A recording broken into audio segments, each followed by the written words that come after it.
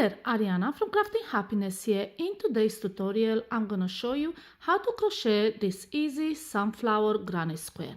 And this is a 3-row pattern, but because this is a granny square pattern, you can increase the green part to make it as big as you want. If you're making it like mine, it's gonna be about 10 centimeters, 4 inches across.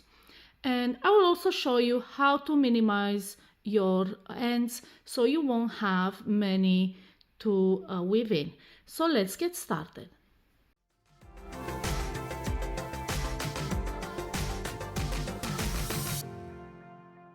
To make my granny square, I have used double knit yarn in yellow, brown and green, and a matching hook, which is a 4mm crochet hook. Of course, you can use any yarn you like with the matching hook. You'll also need for the ends a needle and scissors. We will start with brown and make the center of the sunflower. So make a magic ring.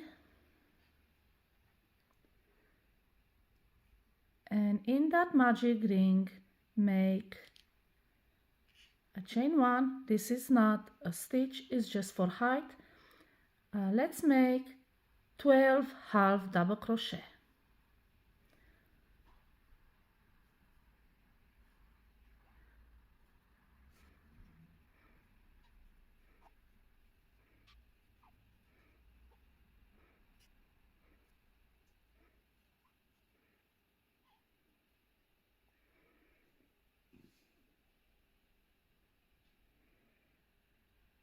Okay, make sure you have 12 and then take the tail and pull it tight. This will close the magic ring, and then what we will do is slip stitch in the first half double crochet we have made. And this is the first round. So let's cut the yarn. Let's bring the yellow in and we will make the sunflower petals.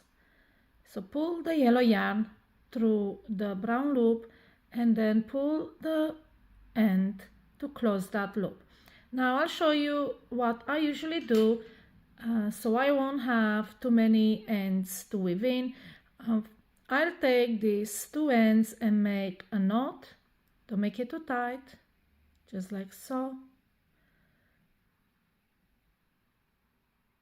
And then I crochet over all these ends, and then I don't have to weave them in, and that decreases the amount of ends I have to make by a lot, especially with squares that are so small. You're gonna need a lot of this to make a sweater or a baby blanket. So that's what I do. Now let's continue with round 2. Start by chaining 4, and this counts as a treble. Now insert yarn over twice and we will make another treble into the same stitch where you slip stitch. So insert the hook into that stitch, make sure all the ends are over your hook, and then pull up a loop, yarn over, pull through 2, yarn over, pull through 2, yarn over, pull through 2, and this is how you make a treble. Now let's make one more into the same stitch. Make sure again the ends are over your hook. Okay, and make your treble. Now we have 3 trebles. We're gonna create the tip of the petal, which is this little thing here, by making a picot stitch. So chain 3, then insert your hook into the base stitch, not the base chain, but the stitch through the middle, pick up the loop next to it, and then slip stitch, and we've created a picot. 2 more trebles into the same stitch. So let's make those. Okay, and last one.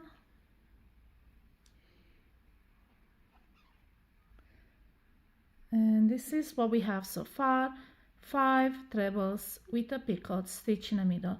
Now to make the puffy petal, take the hook of the loop and insert it into the fourth chain of that chain 4 you made at the beginning, like so. And then through the back of the petal, pick up the loop and pull it through. And this is what you have. This is a popcorn stitch with a picot at the top. Now chain 2, and we will make the next petal. So yarn over twice, insert your hook into the next stitch, make sure all these ends are over your hook, and then make a treble, then 2 more trebles,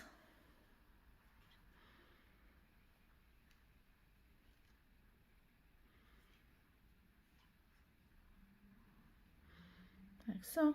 Make a picot stitch by chaining 3, and then insert your hook into the base chain and the loop next to it, and slip stitch, and 2 more trebles into the same stitch.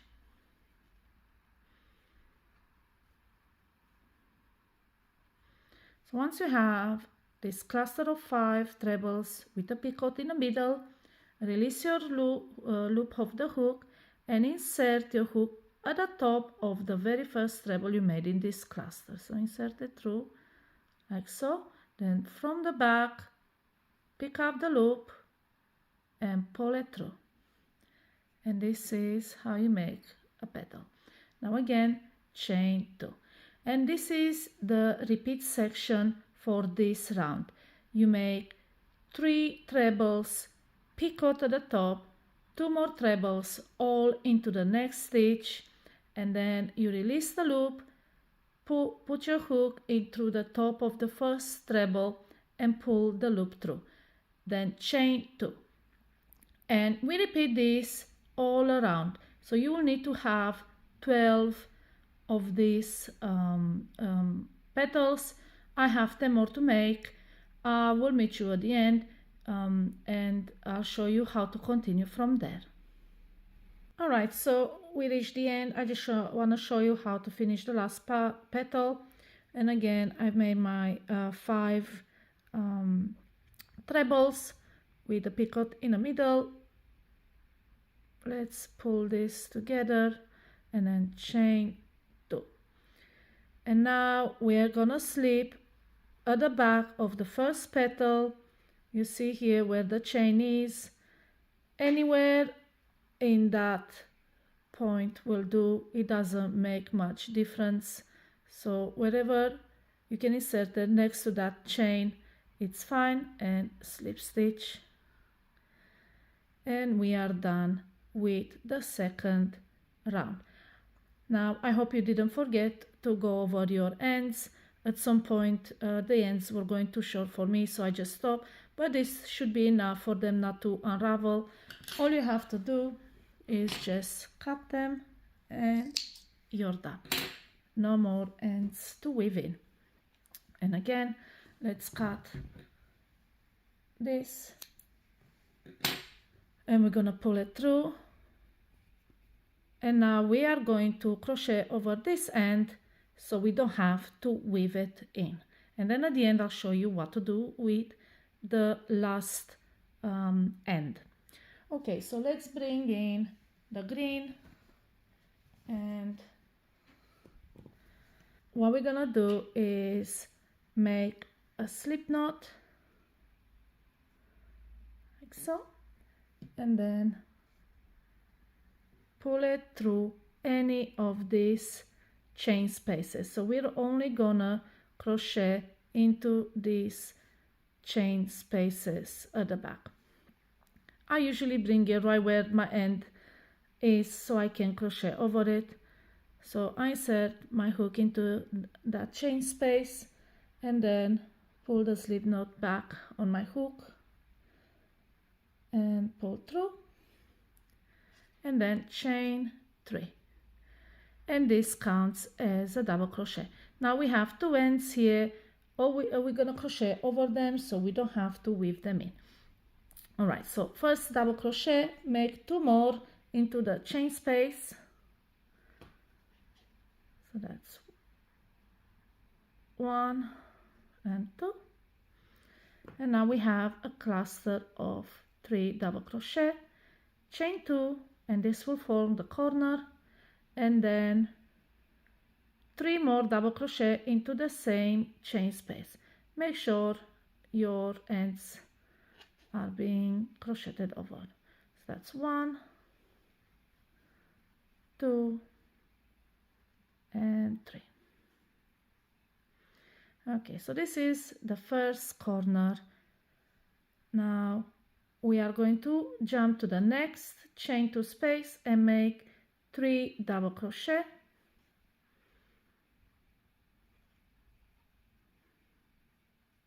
Second, third, like this. Now another one into the next chain 2 space, 3 more double crochet,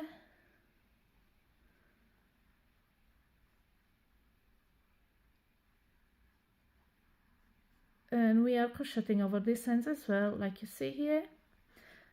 And this is your repeat section. You make 3 double crochet, chain 2, 3 double crochet in a chain space, and then into the next 2 chain spaces, 3 double crochet each. Let me show you one more repeat, and then I'll jump at the end. I'll show you what I do with the green end. Okay, so next chain space, 3 double crochet,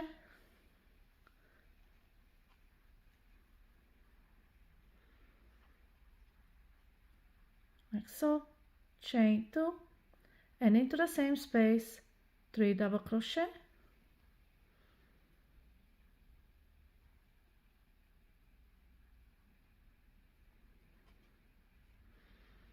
like this. Now into the next 2 spaces, you see the tails are too short now, I'll put them on a side.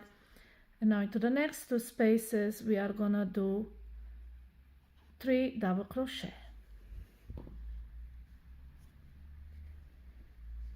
Okay, so we made 1, 2, and 3, and next one, 1 double crochet, 2, and 3. And you can see we've made half of the square. Now we're gonna make again corner, 2 clusters of double crochet, corner, 2 clusters of double crochet. I'll jump at the end and I'll show you how the finished thing looks like and what do I do with the end. Now that I've reached the end of round 3, I'm gonna just slip stitch at the top of chain 3 you made at the beginning to close the round, and then cut the yarn and then pull it through. And now if we look at the back, we have these 2 ends that we're gonna cut because we already kind of weaved them in, but then we have this one. And what do we do with it? If you are making granny square, you are making them because you want to stitch them together and crochet a blanket. And the way to stitch together squares, the easiest way is to stitch them in between, make strips of them like so, and then you sew the strips together. So these ends are great if you leave them long enough to join just this side alone. So what I do usually, I leave quite a long end and then I sew them in strips like this, and then I don't have any ends to weave in. And then once I have my strips, I sew them together with a long piece of yarn. So yeah, this is how you can deal with ends, so you don't have too many. Nobody likes ends. And this is how you crochet the Sunflower Granny Square. I hope you found my tutorial easy to follow. If you have any questions, put them in the comments below and I'll be more than happy to answer them. Happy crocheting!